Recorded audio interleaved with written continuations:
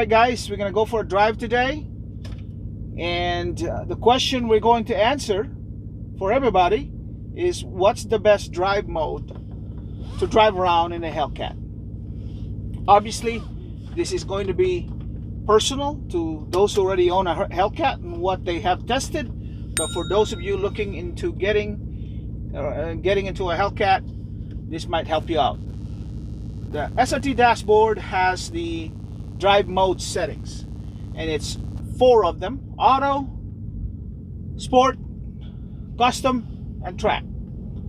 So today I'm gonna explain each one of the drive modes and what it does. Let's start with auto. So the auto setting for drive mode setting is, the power is 717 horsepower, transmission in street, paddle shifters on, traction on street, suspension is street, and steering is on street. This is the softest, mildest setting there is. At this setting, the Hellcat drives like any normal car, except that it's got a louder exhaust and it's a Hellcat, right? But it basically behaves like any normal car that you would drive.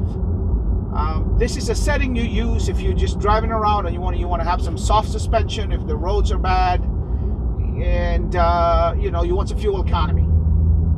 This is why you use this drive setting, the auto setting. I don't like it personally because for 2 reasons. The exhaust sound is not the best for this drive setting, and the transmission is lagging.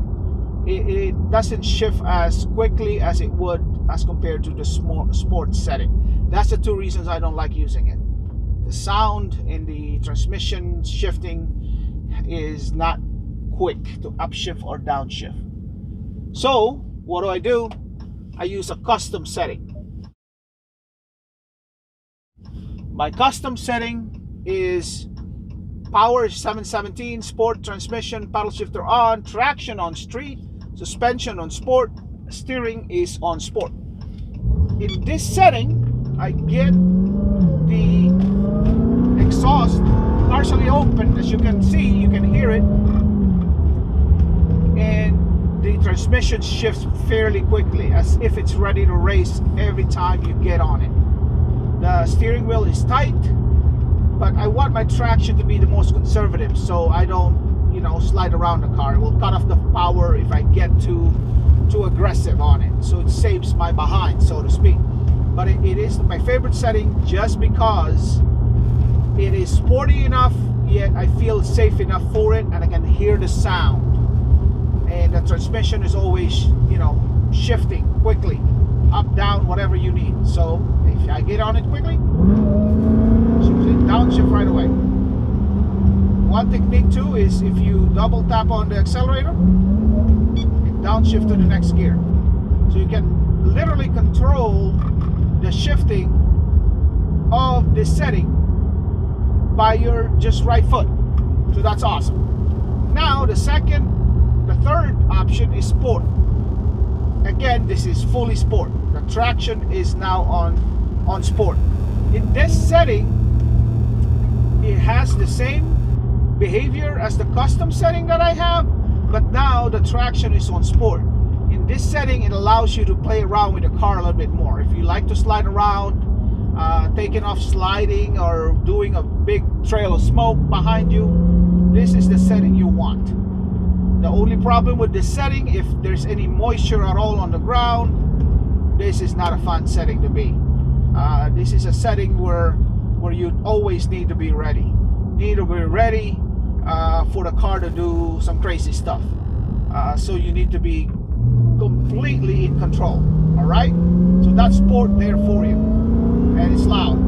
The next setting is track, which is setting if you're going on the track, racetrack. Therefore, it's fully open exhaust. It's the loudest setting.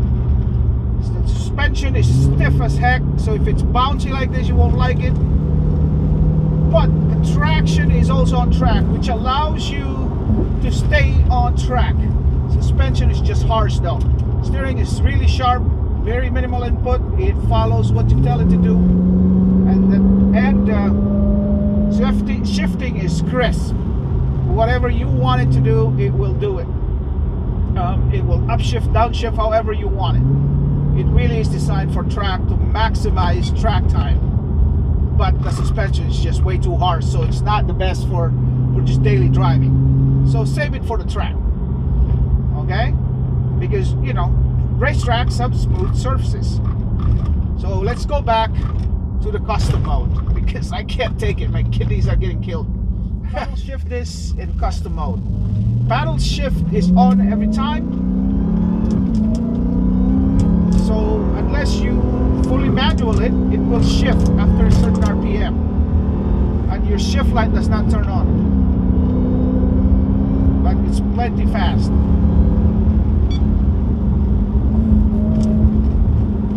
So you can control your gears this way. It's awesome.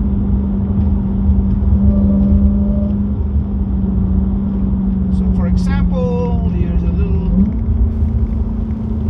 curvy here, third gear, take off, shift.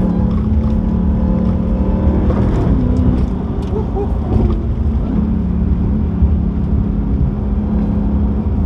Oh my gosh, it's fast.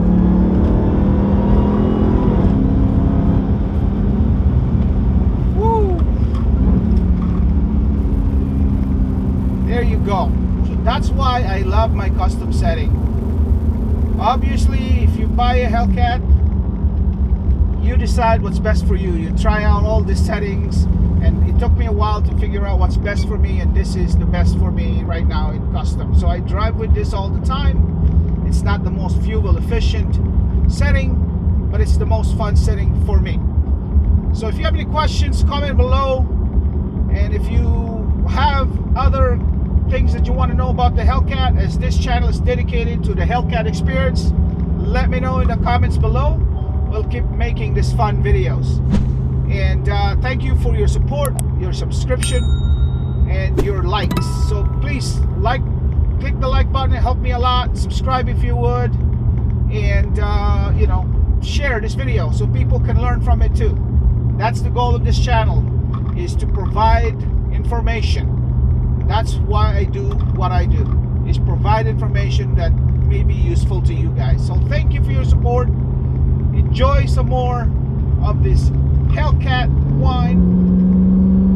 We'll see you in the next video. Bye for now.